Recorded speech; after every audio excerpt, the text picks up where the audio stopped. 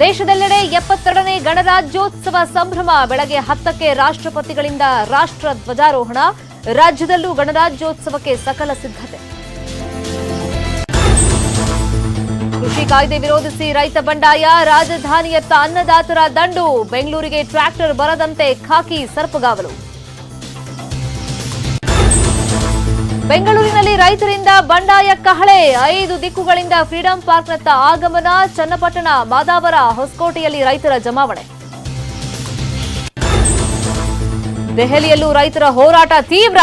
ರಾಷ್ಟ್ರ ರಾಜಧಾನಿಯಲ್ಲಿ 2 ಲಕ್ಷಕ್ಕೂ ಹೆಚ್ಚು ಟ್ರ್ಯಾಕ್ಟರ್ಗಳ ರ್ಯಾಲಿ. 100 ಕಿಲೋಮೀಟರ್ನಷ್ಟು ಮೆರವಣಿಗೆ ನಡೆಸಲಿದ್ದಾರೆ ಅನ್ನದಾತರು. ಈ ಬಾರಿ 119 ಮಂದಿಗೆ ಪದ್ಮ ಪ್ರಶಸ್ತಿ ಪ್ರಕಟ. ಎಸ್ಪಿಬಿ, ಬಿಎಂ ಹೆಗಡೆಗೆ ಪದ್ಮ ವಿಭೂಷಣ ಗೌರವ.